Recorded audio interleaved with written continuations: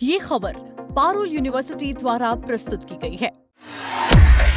क्या पश्चिम बंगाल में पकड़े गए बांग्लादेशी घुसपैठियों को कोर्ट नहीं सीधे बीएसएफ के हवाले किया जाएगा?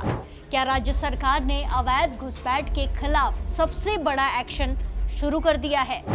और क्या इस फैसले से बंगाल की राजनीति में नया तूफान आने वाला है? पश्चिम बंगाल की राजनीति और सुरक्षा व्यवस्था से जुड़ी इस वक्त की सबसे बड़ी खबर ये सामने आई है। मुख्यमंत्री सुवेंदु अधिकारी ने बड़ा ऐलान करते हुए कहा कि अब राज्य में पकड़े जाने वाले बांग्लादेशी घुसपैठियों को अदालत में पेश करने के बजाय सीधे बीएसएफ को सौंपा जाएगा। सरकार का दावा है कि ये फैसला केंद्र की डिटेक्ट, डिलीट और डिपोर्ट नीति के तहत लिया गया है, यानी पहचान करो, रिकॉर्ड हटाओ और वापस भेजो।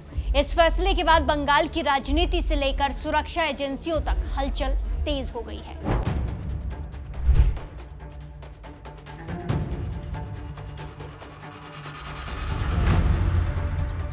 कोलकाता और हावड़ा से सामने आई इस बड़ी अपडेट के मुताबिक मुख्यमंत्री शुभेंदु अधिकारी ने हावड़ा जिला प्रशासन कार्यालय में समीक्षा बैठक के बाद मीडिया से बातचीत करते हुए साफ कहा कि अब किसी भी अवैध बांग्लादेशी नागरिक को लंबी कानूनी प्रक्रिया में प्रोसेस में नहीं रखा जाएगा। अगर कोई व्यक्ति नागरिकता संशोधन कानून यानी कि सीएए के दायरे में नहीं आता है और अवैध तरीके से राज्य में रह रहा है तो उसे पकड़कर सीधे सीमा सुरक्षा बल यानी कि बीएसएफ के हवाले किया जाएगा। मुख्यमंत्री ने बताया कि इस नई व्यवस्था को तुरंत लागू कर दिया गया है और पुलिस कमिश्नर के साथ साथ रेलवे सुरक्षा बल यानी कि आरपीएफ को भी स्पष्ट तरीके से निर्देशित किया गया है, निर्देश जारी किए हैं। खासतौर पर हावड़ा रेलवे स्टेशन और सीमावर्ती इलाकों में निगरानी बढ़ाने को भी कहा गया है। सरकार का कहना है कि यदि कोई संदिग्ध बांग्लादेशी नागरिक घुसपैठिया पकड़ा जाता है तो उसे खाना और जरूरी प्रक्रिया पूरी करने के बाद सीधे पेट्रोपोल बॉर्डर यानी कि बशीरहाट बॉर्डर पोस्ट पर तैनात बीएसएफ अधिकारियों को सौंप दिया जाएगा। इस पूरे मामले में सबसे बड़ा राजनीतिक संदेश भी छिपा हुआ है। लंबे समय से बंगाल में अवैध घुसपैठ का मुद्दा चुनावी बहस का केंद्र रहा है। विपक्ष लगातार आरोप लगाता रहा है कि राज्य में बड़ी संख्या में अवैध घुसपैठिए रह रहे हैं। अब शुभेंदु सरकार इस मुद्दे पर सख्त रुख दिखाकर कानून व्यवस्था और सीमा सुरक्षा को लेकर बड़ा संदेश यानी कि मैसेज देने की पूरी कोशिश कर रही है। मुख्यमंत्री ने अधिकारियों को ये भी साफ आदेश दिया है कि हर सप्ताह पकड़े गए घुसपैठियों की रिपोर्ट तैयार कर डीजीपी के जरिए मुख्यमंत्री कार्यालय भेजी जाए, यानी अब इस पूरे अभियान की मॉनिटरिंग सीधे मुख्यमंत्री कार्यालय स्तर पर होगी। इससे साफ है कि सरकार इस अभियान को केवल बयान तक सीमित नहीं रखना चाहती है, बल्कि जमीनी कार्रवाई पर भी पूरी तरह फोकस कर रही है।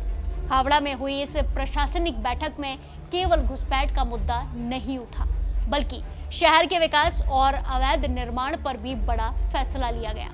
मुख्यमंत्री ने कहा कि हावड़ा शहर में पानी निकासी, पीने के पानी और दूसरी मूलभूत सुविधाओं को बेहतर बनाने के लिए नई समन्वय समिति बनाई जाएगी। इसकी निगरानी नगर विकास विभाग करेगा और रेलवे के साथ मिलकर शहर के विकास का रोड मैप तैयार किया जाएगा। आगे मुख्यमंत्री ने पूर्ववर्ती सरकार पर निशाना साधते हुए कहा कि सरकारी पैसे का गलत इस्तेमाल करने वालों से एक एक रुपया वापस लिया जाएगा, वसूला जाएगा। उन्होंने ये भी कहा कि जिन तालाबों और जलाशयों को भरकर अवैध निर्माण किए गए हैं उनके खिलाफ सख्त कार्रवाई होगी, एक्शन देखने को मिलेगा। इतना ही नहीं, हावड़ा नगर निगम में काम नहीं करने वाले अस्थायी कर्मचारियों पर भी सरकार सख्ती दिखाने जा रही है।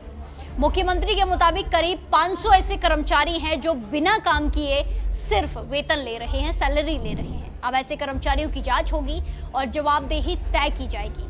बैठक में हावड़ा नगर निगम चुनाव को लेकर भी बड़ी अपडेट सामने आई है। इसको लेकर भी चर्चा हुई। सरकार ने भरोसा दिलाया है कि लंबे समय से लंबित नगर निगम चुनाव इस साल के अंत तक कराए जाएंगे।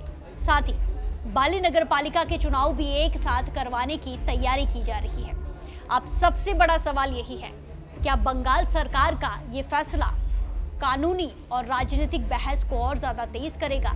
कैसे सीमा सुरक्षा पर असर पड़ेगा या फिर विपक्ष से नया राजनीतिक मुद्दा बनाएगी? फिलहाल इतना तय है कि शुभेंदु सरकार ने घुसपैठ के मुद्दे पर बेहद ज्यादा आक्रामक रुख अपना लिया है और आने वाले दिनों में इस पर सियासत और ज्यादा तेज होने वाली है। फिलहाल इस खबर पर आपकी क्या कुछ राय है?